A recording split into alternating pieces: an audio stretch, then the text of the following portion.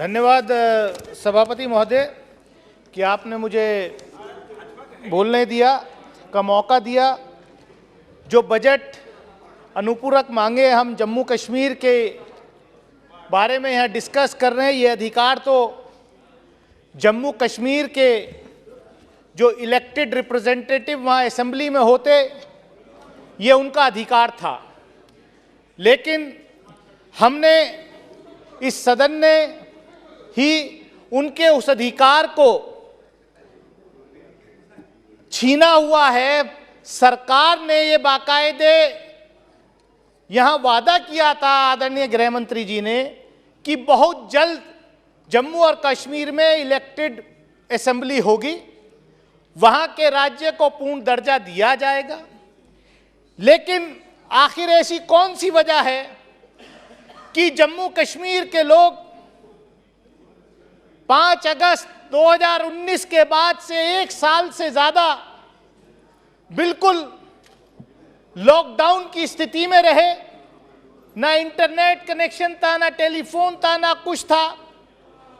हम लोगों को उनकी पीड़ा उस वक्त समझ में नहीं आ रही थी, लेकिन ये कुदरत ने हमें, जब कोरोना आया तो हमें एहसास हुआ, इस देश की जनता को, पूरी दुनिया को, कि लॉकडाउन की स्थिति कैसी होती है। मैं आपके माध्यम से सरकार से यही कहूंगा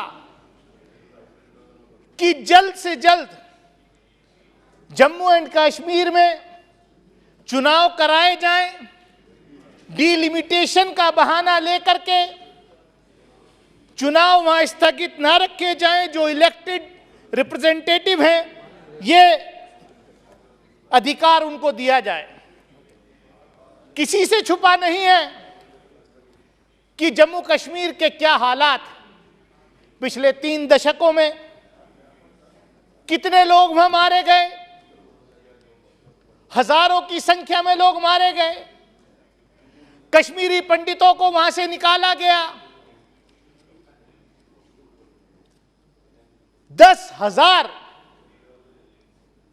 से ऊपर का आंकड़ा है हाफ विडो का। ये टर्मिनोलॉजी हाफ विडो, मैंने जब मैं कश्मीर गया था, जम्मू कश्मीर गया था एक डेलीगेशन में, तो मेरे सामने ये टर्मिनोलॉजी वहां पर आई। मैंने कहा ये हाफ विडो क्या है साहब? बोले हाफ विडो ये वो है जो जम्मू कश्मीर के नौजवानों को रातों रात गायब कर दिया गया। उनकी पत्नियां उनको ढूंढ रही हैं कि वो जिंदा हैं या मर गए हैं।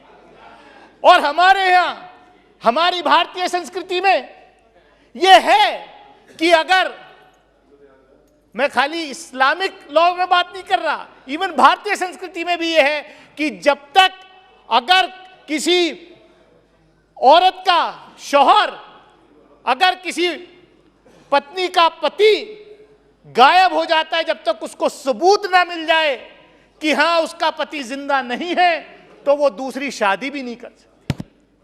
ऐसी स्थिति से 10,000 से ज्यादा हाफ विडोज जो हैं वहां पर झेल रही हैं। 50,000 बेगुनाह लोग वहां मारे गए हैं। और जब ये सरकार आई थी तो इन्होंने वादा किया था कि कश्मीरी पंडितों को वहां पुनर्स्थापित किया जाएगा।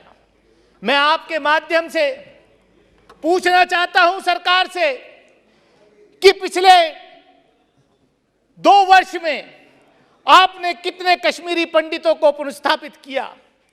पिछले 7 वर्ष में आपने कितने कश्मीरी पंडितों को पुनर्स्थापित किया जम्मू कश्मीर के अंदर? आपके पास, मैं समझता हूं, कोई जवाब नहीं है। हां, आपने पिछले 7 साल में, बड़े अभी माननीय मंत्री जी कह रहे थे कि हमने ये किया, हमने, हाँ आपने किया। जिस आतंकवादी को, क्योंकि सुप्रीम कोर्ट ने फैसला दे दिया कि वो आतंकवादी था जिसने पार्लियामेंट के ऊपर अटैक किया था, अफजल गुरु, उसको शहीद बताने वालों के साथ भारतीय जनता पार्टी ने जम्मू कश्मीर के अंदर सरकार चलाई थी। और आप कहते हैं उनकी बात। आप सिर्फ यहां पर बात आई अभी कि कश्मीर फाइल्स एक मूवी आई है, उसको देखना चाहिए।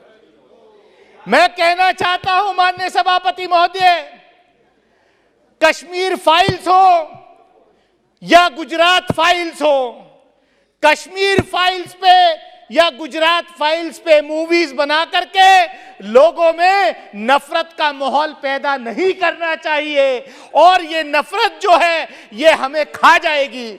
और ये देश में जो मेरी आपके माध्यम से मांग है कि ऐसी किसी भी मूवी पर, ऐसी किसी भी फिल्म के ऊपर जो है तत्काल बैन लगाया जाना चाहिए जो इस देश में नफरत की भावनाएं पैदा करती है, नफरत की भावनाएं फैलाती है।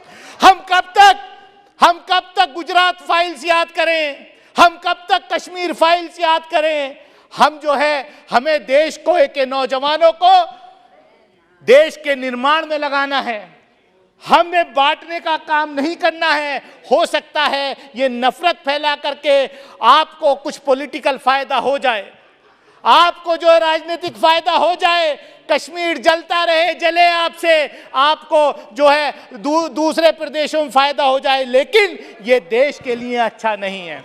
और मैं आपसे, आपके माध्यम से सभापति महोदय सिर्फ इतना ही कहना चाहता हूं, भाई 2019 के बाद जब यहां पर कश्मीर डिस्कस हो रहा था, जब जम्मू कश्मीर की विधानसभा को खत्म किया गया, जब जम्मू कश्मीर राज्य के टुकड़े किए गए, जम्मू कश्मीर के लोगों के अधिकार छीने गए, उस वक्त यहाँ बड़े जोर जोर से भाषण हो रहा था कि साहब अब जो है, मुझे भी कहा था सामने से गृह मंत्री जी ने उठ के कि अब दानिश अली आप भी जाकर के प्लॉट खरीद सकते हो, जमीन खरीद सकते हो जम्मू कश्मीर में, पहले नहीं खरीद सकता। मैं पूछना चाहता हूं कि कितने उत्तर प्रदेश या गुजरात के लोगों ने कश्मीर के अंदर प्लॉट खरीदे हैं?